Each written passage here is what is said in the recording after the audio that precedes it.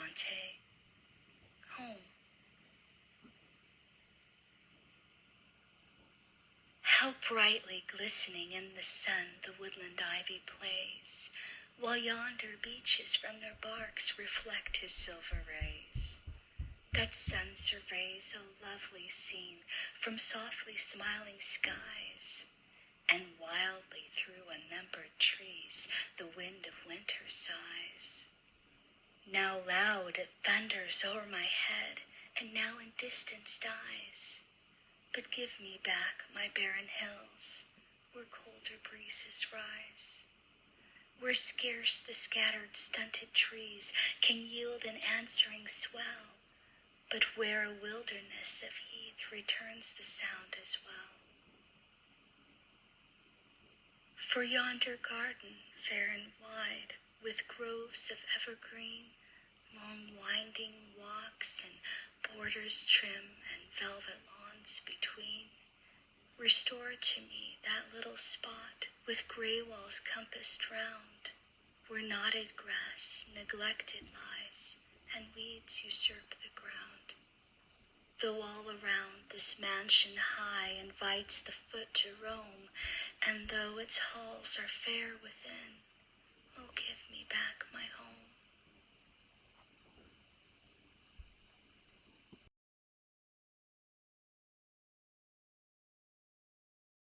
Welcome to week 5. This is lesson 21. First, we're going to go over all of the letters that we have learned so far, both the vowels and the consonants. Let's start with the vowels. A says A as in aspen. A says A, A, A. E says E as in egg. E says eh, eh, eh. I says I as an insect. I says I, I, I. O says aw as an oxalis. O says ah, ah, ah. U says as an underwing. U says ah, ah. T says t as in tree. T says t, t, t. Last one. L says ul as in leaf. L says ul, ul, ul. Now I'm going to pick one. They're going to be mixed up. I'm just going to pick one and show it to you. You only say the sound. Ready?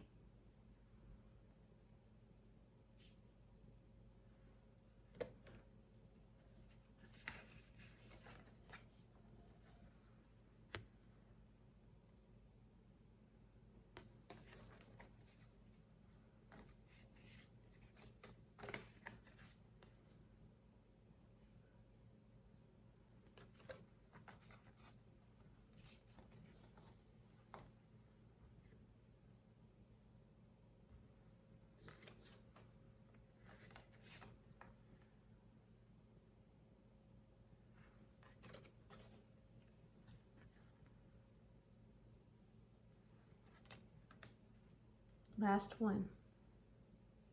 What is the sound? How did you do? Well, guess what? Today we're going to learn a new letter, a new consonant that will make 1, 2, 3 consonants. We have learned the letter T, the letter L, and today we're going to learn a third one. Now, I brought some clues with me in a bag. Let's see what kind of clues we have.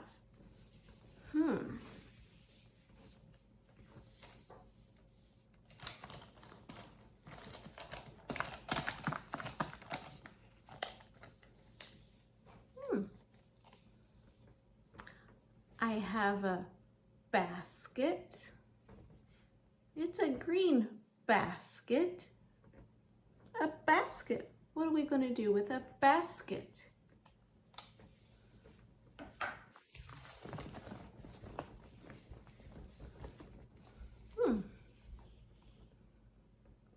have a ball. We could play ball.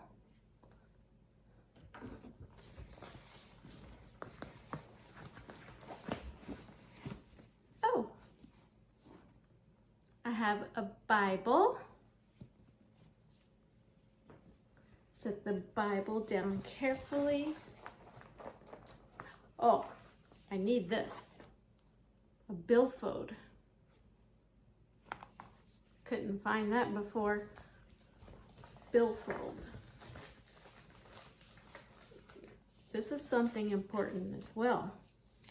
Maybe you need lots of these. It's a Band-Aid. Band-Aid. Do you need a Band-Aid?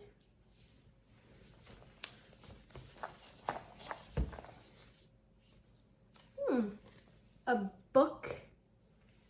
Do you like this book?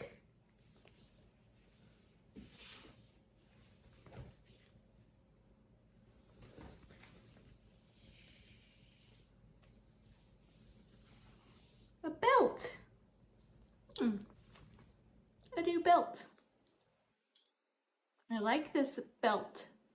Belt, belt, belt.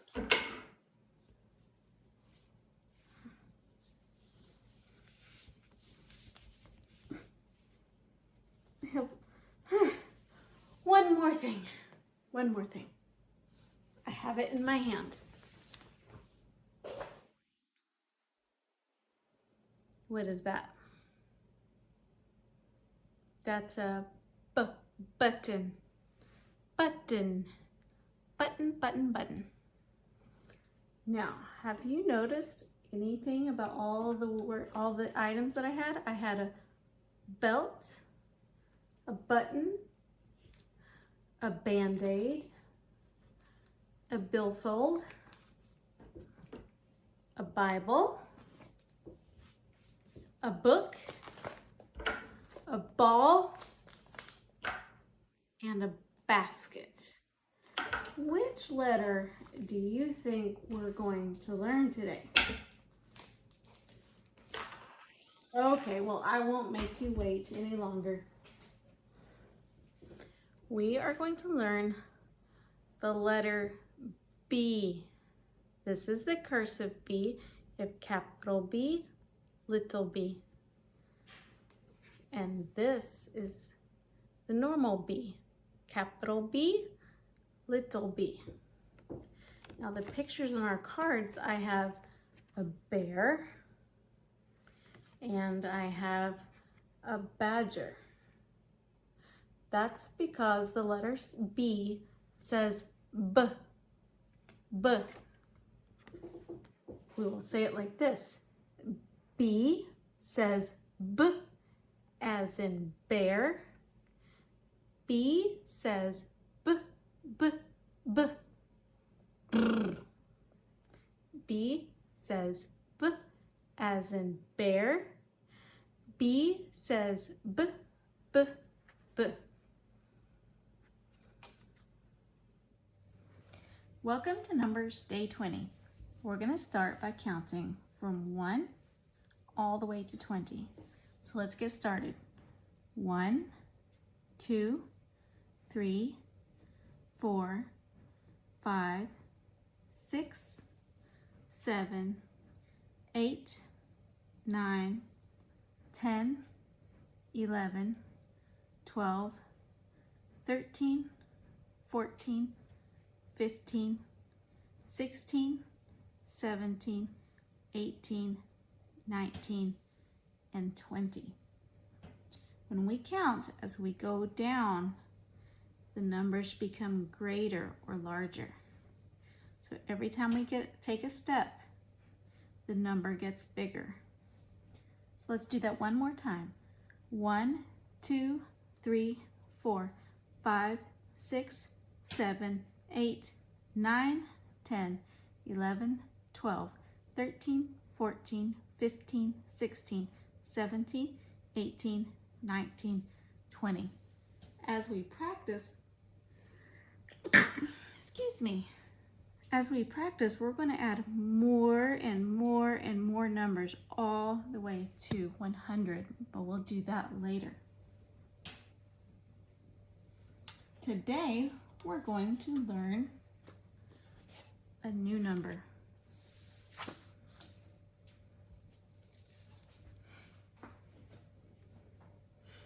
We're going to learn the number 11. See, this is the number 11. The number 11 has a 1 and a 1 right next to each other. Let's go ahead and count these butterflies and see if there are 11. 1, 2, 3, 4, 5, 6, 7, 8, 9, 10, 11. I bet we can set a chestnut on every single butterfly as we count them. 1, 2, 3, 4, 5, 6, 7, 8, 9, 10. The last one is the number 11. Okay, we're going to check those one more time. We're going to put them back into the plate as we count them. 1, 2, 3, 4, 5, 6, 7, 8, 9, 10, 11. So now we've checked it 3 times. This is the number 11. Remember, 11 is 2 ones that live right close to each other. Okay, now we can play a game. Now you can't see me, but I'm going to close my eyes. I'm going to close my eyes and I'm going to swirl my finger around and I'm going to point to a number. Whatever that number is, we're going to count that many wool balls. Okay, ready? My eyes are closed.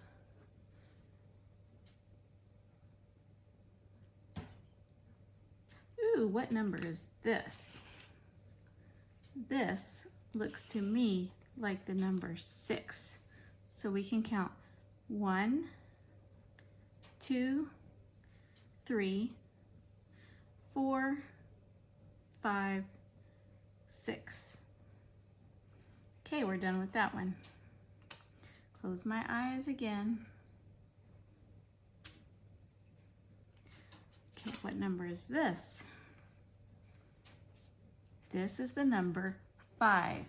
Let's put all of the balls back. Maybe you are 5 years old. 1, 2, 3, 4, 5. Okay.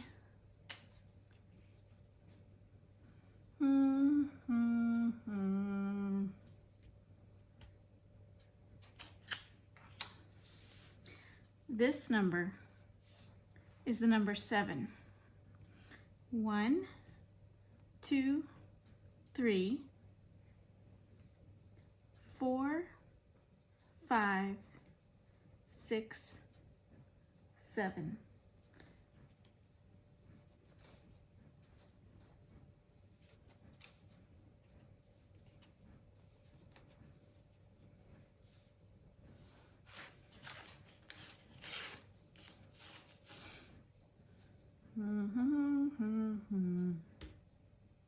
Oh, I know what this one is. That's easy. That won't take long. 1. All done.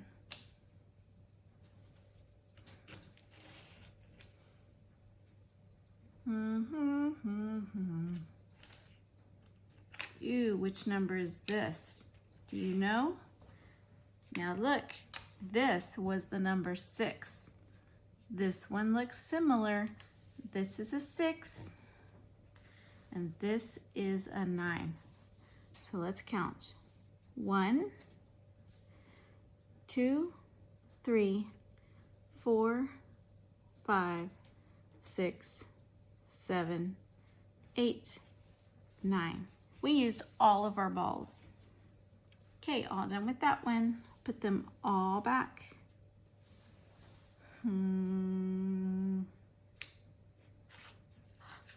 This is number 8. 1, 2, 3, 4, 5, 6, 7, 8. We use all of them except one to make the number 8. Put them all back. We only have 3 numbers left. Do. This is the number 2. 1, 2. Now I'm going to close my eyes and mix them up. Okay. Do. This is the number 4. 1, 2, 3, 4. Maybe you're 4 years old. I don't know. And our last one is the number 3. 1, 2, 3. Good job. The last thing that we're going to do today is say our left hand, right hand poem. Today we're going to learn something that I need the piano to teach you. Well, I don't need the piano, but this is how I learned my left hand from my right hand. Now, if you just look at me, then you'll get confused because we're facing each other. So I have to turn around. Now, when I turn around and I play the piano, I use this hand to play the low notes.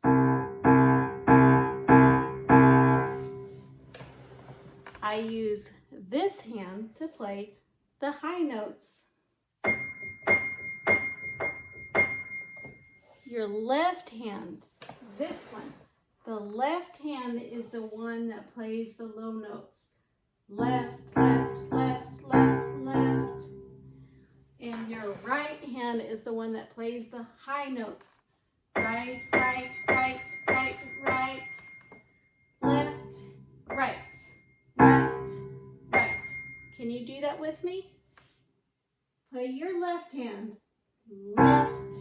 Now play your right hand. Right. Left hand. Right hand. One more time. Left hand, play the piano. Right hand, play the piano. Okay, now we're going to say a poem. And I'm going to stay turned around so you don't get confused. This is my left hand. I'll wave it up high. This is my right hand. I'll touch the sky. Left hand, right hand. Roll them around. Right hand, left hand. Pound, pound, pound.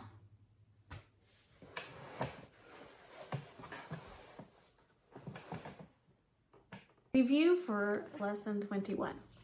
Let's go over our vowels. A says, as an aspen. A says, E says, as an egg. E says,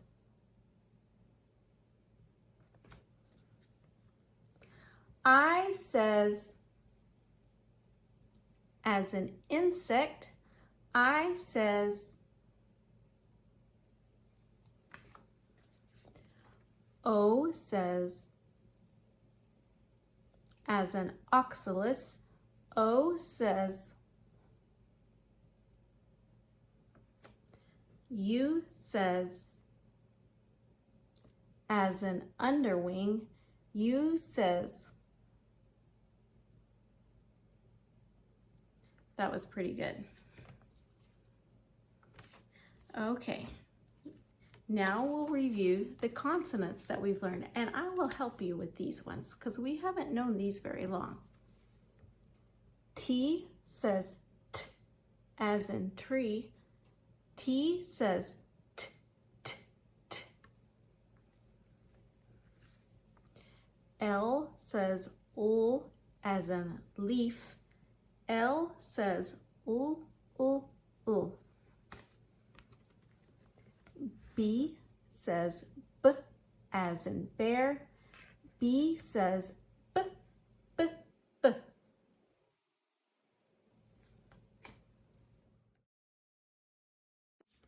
Here is our letter chart for the letter L. Can we sing those together? La, la, li, la, la. La, la, li, la, la. La, la, li, la, la. Can you sing it by yourself?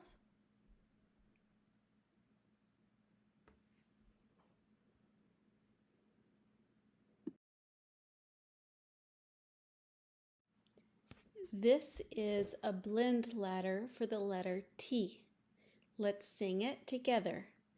Ta, ta, ti, ta, ta. Ta, ta, ti, ta, ta. Can you sing it by yourself?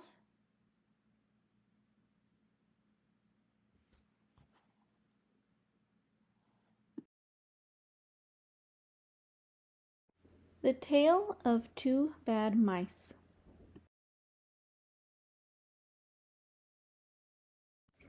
Once upon a time, there was a very beautiful doll's house. It was red brick with white windows, and it had real muslin curtains and a front door and a chimney.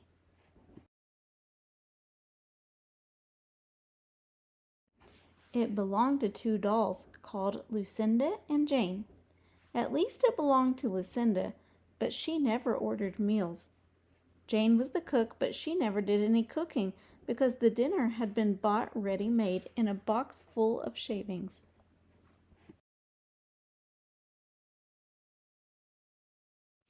There were 2 red lobsters and a ham, a fish, a pudding, and some pears and oranges. They would not come off the plates, but they were extremely beautiful.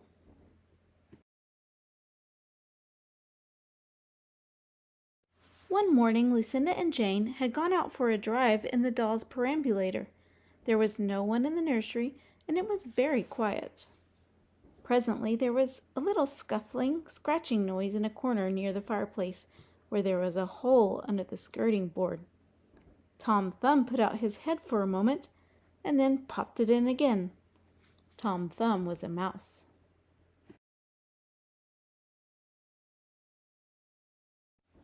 A minute afterwards, Hunca-Munca, his wife, put her head out too, and when she saw that there was no one in the nursery, she ventured out on the oilcloth under the coal box.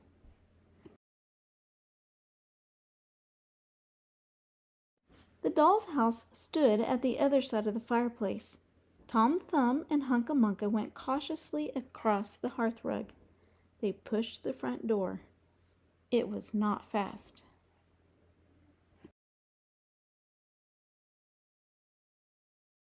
Tom Thumb and Hunca-Munca went upstairs and peeped into the dining room. Then they squeaked with joy. Such a lovely dinner was laid out upon the table.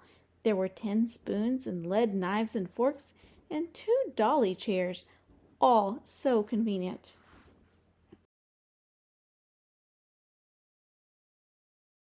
Tom Thumb set to work at once to carve the ham. It was a beautiful shiny yellow streaked with red. The knife crumpled up and hurt him. He put his finger in his mouth. "It is not boiled enough. It is hard." You have a try, Hunca-Munca.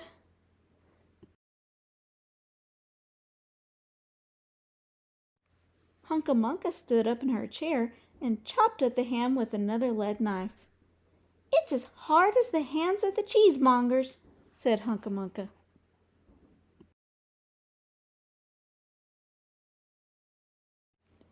The ham broke off the plate with a jerk and rolled under the table. Let it alone, said Tom Thumb. Give me some fish, Hunca-Munca.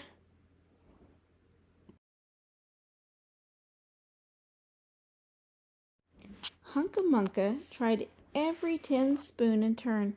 The fish was glued to the dish. Then Tom Thumb lost his temper. He put the ham in the middle of the floor and hit it with the tongs and with the shovel. Bang, bang, smash, smash. The ham flew all into pieces, for underneath the shiny paint it was made of nothing but plaster.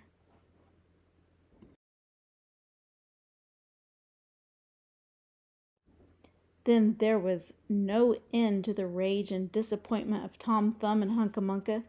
They broke up the pudding, the lobsters, the pears, and the oranges.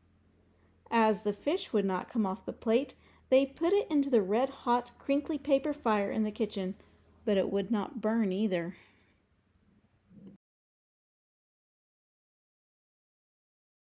Tom Thumb went up the kitchen chimney and looked out at the top.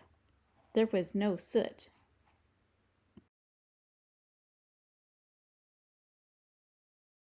While Tom Thumb was up the chimney, Hunca-Munca had another disappointment. She found some tiny canisters upon the dresser labeled rice, coffee, sago, but when she turned them upside down, there was nothing inside except red and blue beads.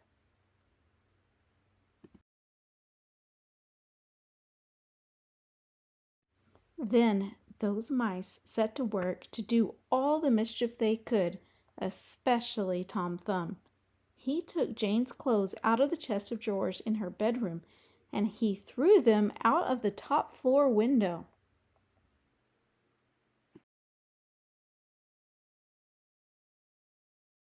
But Hunca-Munca had a frugal mind. After pulling half the feathers out of Lucinda's bolster, she remembered that she herself was in want of a feather bed.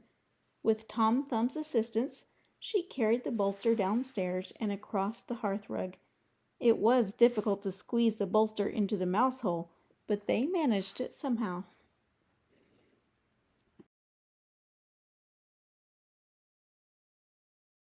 Then Hunca-Munca went back and fetched a chair, a bookcase, a birdcage, and several small odds and ends. The bookcase and the birdcage refused to go into the mouse hole.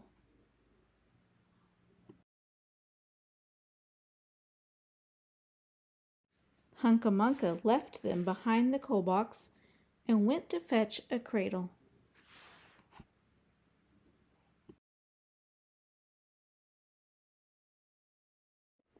Hunca-Munca was just returning with another chair when suddenly there was a noise of talking outside upon the landing.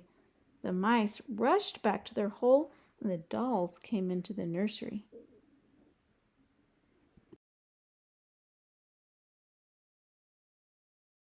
What a sight met the eyes of Jane and Lucinda. Lucinda sat upon the upset kitchen stove and stared, and Jane leant against the kitchen dresser and smiled, but neither of them made any remark.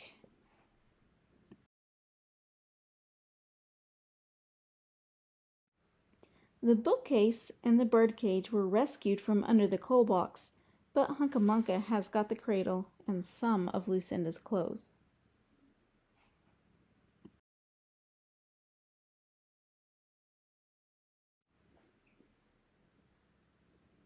She also has some useful pots and pans and several other things.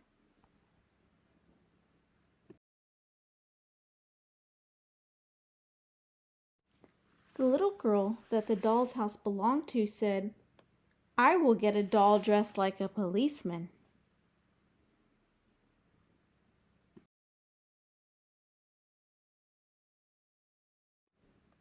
But the nurse said, "I will set a mouse trap."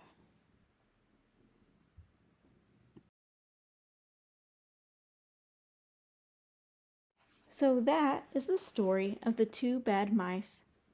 But they were not so very, very naughty after all, because Tom Thumb paid for everything he broke. He found a crooked sixpence under the hearthrug, and upon Christmas Eve he and Hunca Munca stuffed it into one of the stockings of Lucinda and Jane.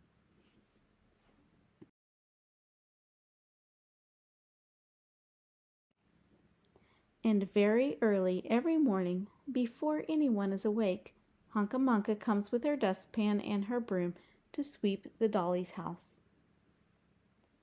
The end.